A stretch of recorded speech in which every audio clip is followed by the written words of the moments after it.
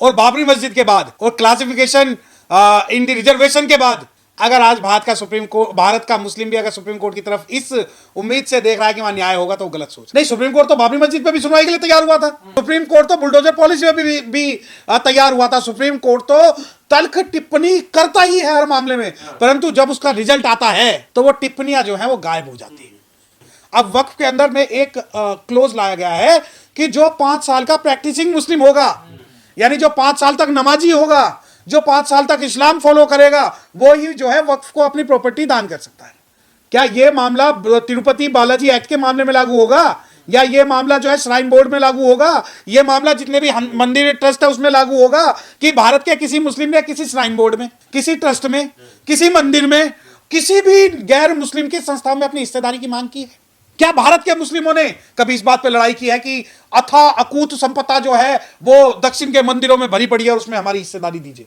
भारत के मुस्लिमों को धोखे में रखा जा रहा है कि उन्हें सुप्रीम कोर्ट न्याय देगा। भारत के मुस्लिमों को धोखे में रखा जा रहा है कि आप लोग जो है चुपचाप हर चीज सरकार की स्वीकार कर लीजिए। आप ये देखिए कि भारत का मुस्लिम आज अपनी जमीनों को अपनी कहने से डर रहा है। और ये जब ये कहते हैं कि हर जगह पे जो है मंदिर तोड़ के मस्जिद बनाई गई है, तो मैं भारत का बुद्धिस्ट हूं, मैं आपसे एक सवाल पूछ रहा हूं कि जितने मंदिर तोड़ के मस्जिद बनाई गई है उन मंदिरों के नीचे अगर बुद्ध के अवशेष मिल रहे हैं, बुद्ध विहार मिल रहे हैं, तो उनको निर्धारण कौन करेगा? कागज निर्धारित करेगा क्या? एक मुसलमान जो मरने के बाद भी भारत की जमीन के अंदर रहता है, उस मुसलमान से आप कागज मांग रहे हो, कल आप आदिवासियों से मांगोगे। भारत के मुस्लिमों के साथ आज सारे के सारे अम्बेडकराइट लोग जो है वो कंधे से कंधा मिलाकर खड़े हुए हैं। देखिए, अगर भारत का मुसलमान इस बारे में सोच रहा है कि सुप्रीम कोर्ट जो है उन्हें न्याय दिलाएगा, और बाबरी मस्जिद के बाद, अयोध्या मस्जिद के बाद और क्लासिफिकेशन इन द रिजर्वेशन के बाद अगर आज भारत का मुस्लिम भी अगर सुप्रीम कोर्ट की तरफ इस उम्मीद से देख रहा है कि वहां न्याय होगा तो वो गलत सोच रहा है। क्योंकि सुप्रीम कोर्ट जो है वो आज जजमेंट तो दे रहा है पर जस्टिस नहीं दे रहा। और रही बात पिछले 10 से 15 सालों में जब से वर्तमान सरकार है, सुप्रीम कोर्ट ने चाहे कुछ भी कहा हो लेकिन अंततः जो फैसला है वो सरकार के पक्ष में दिया है। अब सवाल आता है कि वक्फ के मामले में क्या भारत के मुसलमानों को सुप्रीम कोर्ट से उम्मीद है या न्याय मिलेगा?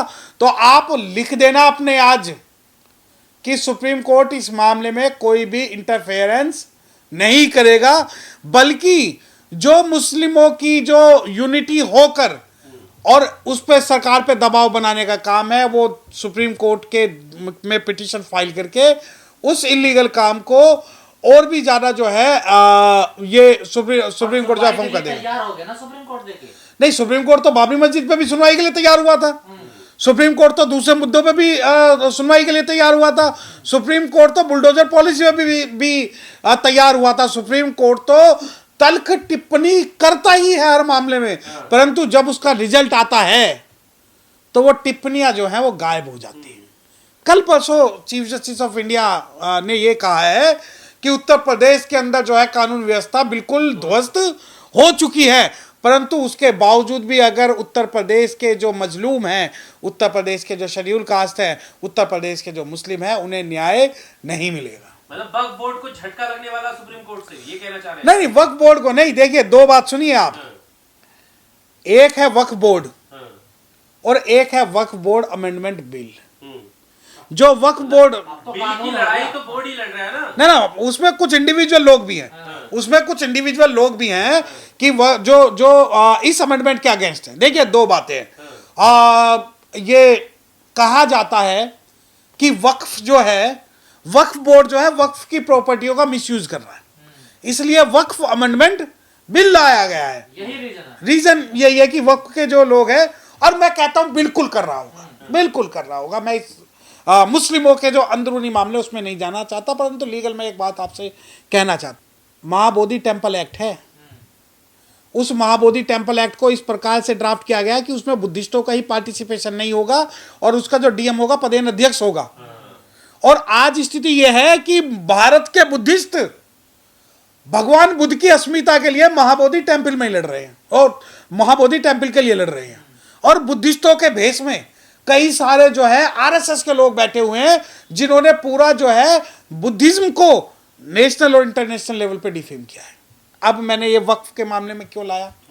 अब वक्फ के अंदर में एक क्लोज लाया गया है कि जो 5 साल का प्रैक्टिसिंग मुस्लिम होगा, यानी जो 5 साल तक नमाजी होगा, जो 5 साल तक इस्लाम फॉलो करेगा, वो ही जो है वक्फ को अपनी प्रॉपर्टी दान कर सकता है। मैं आपको एक बात कहना चाहता हूं, तो इसमें गलत क्या है? नहीं, बिल्कुल गलत है। हाँ। क्या ये मामला तिरुपति बालाजी एक्ट के मामले में लागू होगा, या ये मामला जो है श्राइन बोर्ड में लागू होगा, ये मामला जितने भी मंदिर ट्रस्ट है उसमें लागू होगा कि जो लोग सनातन धर्म को फॉलो करेंगे वही ट्रस्ट के अध्यक्ष हो सकते हैं? मुझे एक बात बताओ, भारत के कभी किसी मुस्लिम ने, किसी भी मुस्लिम ने किसी मठ में, तो सरकार ने ये क्लोज क्यों डाला? नहीं आप नहीं, मैं बता रहा हूं ना, पहले मेरा सवाल आप ये जवाब सुनिए कि भारत के किसी मुस्लिम ने किसी श्राइन बोर्ड में, किसी ट्रस्ट में, किसी मंदिर में, किसी भी गैर मुस्लिम की संस्थाओं में अपनी हिस्सेदारी की मांग की है? क्या भारत के मुस्लिम ने इस बात पे कभी भी लड़ाई की है कि मंदिरों में शेड्यूल कास्ट को नहीं जाने दिया जा रहा? क्या भारत के मुस्लिमों ने कभी इस बात पे लड़ाई की है कि अथा अकूत संपदा जो है वो दक्षिण के मंदिरों में भरी पड़ी है और उसमें हमारी हिस्सेदारी दीजिए? क्या की है? नहीं। अब आप सवाल करते हैं कि इसमें क्या बुराई है कि प्रैक्टिसिंग हो। मैं यकीन मानिए कि मुस्लिमों के अंदर कुछ नकली मुस्लिम शामिल किए जाएंगे जो कि इस्लाम और वक्फ की प्रॉपर्टी को प्रत्यक्ष और अप्रत्यक्ष रूप से प्रभावित करेंगे।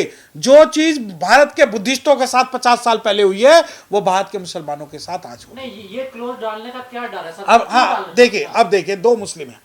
एक मुस्लिम वो है जो कि इस्लाम में विश्वास रखता है परंतु इस्लाम के कुछ प्रैक्टिसेस में विश्वास नहीं रखता। आज भारत का एक मुस्लिम है, मैं खुल के आपको एक एग्जांपल देता हूं। भारत का मुस्लिम आज पब्लिक में नमाज पढ़ने से डर रहा है। उसे डर है कि कहीं किसी स्कूल, कहीं किसी कॉलेज, कहीं किसी पब्लिक प्लेस या कहीं पर भी जिस वक्त नमाज का समय हो, उसके मन में तो नमाज पढ़ने की है परंतु वो शासन, सत्ता और लोगों के डर से नमाज नहीं पढ़ पा रहा। तो क्या आप उसे मुस्लिम नहीं मानेंगे? और एक कन्वर्टेड मुस्लिम होगा जो 5 वक्त की नमाज करेगा, उसे सरकार का भी संरक्षण होगा और लोगों का भी समर्थन होगा, उसको ये रियल प्रैक्टिशनर मुस्लिम मानेंगे और उसको वक्फ बोर्ड के अंदर ही शामिल करके वक्फ के अंदर कुछ ना कुछ गड़बड़ जो है ये लोग करेंगे। तो ये जो सुप्रीम कोर्ट में याचिका डाली है, क्या धोखे में रखा जा रहा है मुसलमानों को या इसके पीछे कोई बड़ी चाल है? नहीं, देखिए ये बात तो आप समझिए कि भारत के मुस्लिमों को धोखे में रखा जा रहा है कि उन्हें सुप्रीम कोर्ट न्याय देगा। भारत के मुस्लिमों को धोखे में रखा जा रहा है कि आप लोग जो है चुपचाप हर चीज सरकार की स्वीकार कर लीजिए। आप ये देखिए कि भारत का मुस्लिम आज अपनी जमीनों को अपनी कहने से डर रहा है। अगर वो ताजमहल की बात करता है तो उसे कुछ और नाम दे दिया जाता है, अगर लाल किले की बात करता है तो उसे कुछ और नाम दे दिया जाता है, अयोध्या की बात करता है तो उसे कुछ और नाम दे दिया जाता है। और ये जब ये कहते हैं कि हर जगह पे जो है मंदिर तोड़ के मस्जिद बनाई गई है, तो मैं भारत का बुद्धिस्ट हूं, मैं आपसे एक सवाल पूछ रहा हूं कि जितने मंदिर तोड़ के मस्जिद बनाई गई है उन मंदिरों के नीचे अगर बुद्ध के अवशेष मिल रहे हैं, बुद्ध विहार मिल रहे हैं, तो उनको निर्धारण कौन करेगा? नहीं, अपने जमीन से क्यों डर रहा मुसलमान? क्या उसके पास कागज नहीं है जमीन पे? नहीं, आप कागज किसके पास है?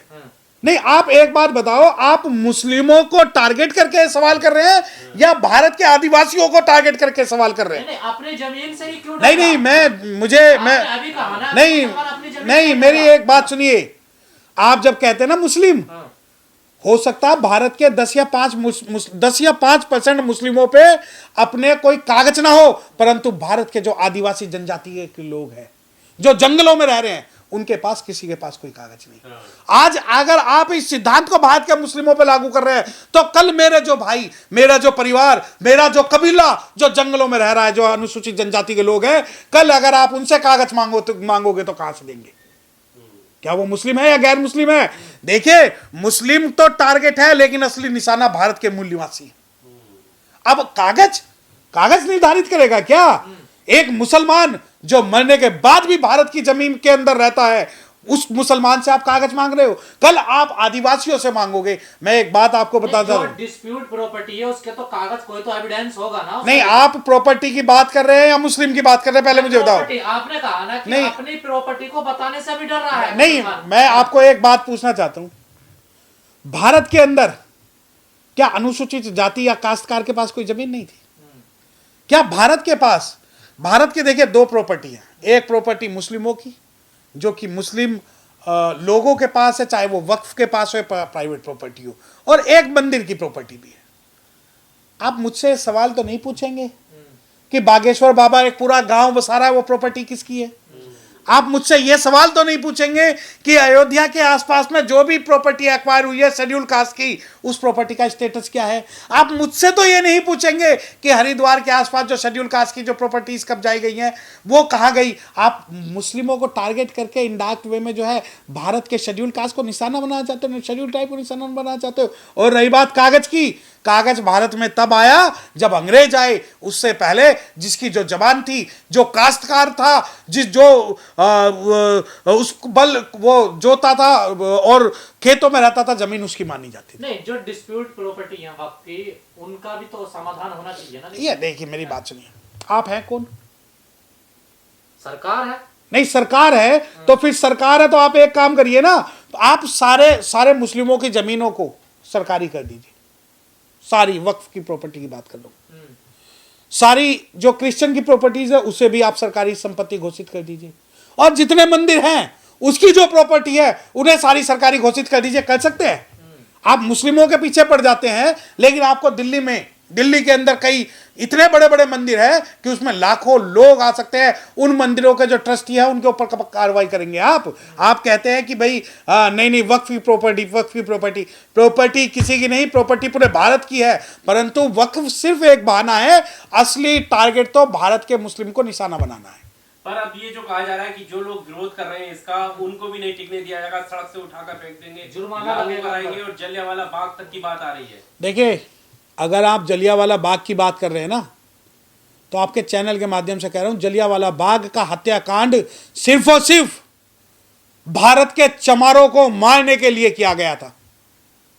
अगर इतिहास पता हो, जब पंजाब के चमार जलियांवाला बाग में पीसफुल एक मीटिंग कर रहे थे, जब अंग्रेजों के गुलाम और अंग्रेजों के दलाल जो है, उन्होंने अंग्रेजों से ये कहा था कि यहां पर जो है आपके खिलाफ एक मीटिंग हो रही है, तब जाके वहां गोलियां चलाई गई थी। और रही बात जलियांवाला बाग की, मैं चैलेंज कर रहा हूं, भारत का जो शेड्यूल कास्ट है इतना कमजोर नहीं है। ये धमकियां जो जलियांवाला बाग की है, आप मुस्लिमों को दे देना, लेकिन भारत के शेड्यूल कास्ट को मत देना। पर अरशद मदनी ये कह रहे हैं कि आंदोलन प्रोटेस्ट से कुछ नहीं होगा, हमें तो सुप्रीम कोर्ट की से ही अब उम्मीद है, उधर ही हमें जाना चाहिए। ऐसा वो उन्हीं के पक्ष के हैं ना, वो उन्हीं के पक्ष के हैं। आप ये देखिए, चलो सुप्रीम कोर्ट चले गए, सुप्रीम कोर्ट में दो ही चीजें होंगी, या तो हम केस जीतेंगे या हारेंगे, या तो वक्फ अमेंडमेंट बोर्ड जो है सेटिस्फाइड होगा या लागू होगा।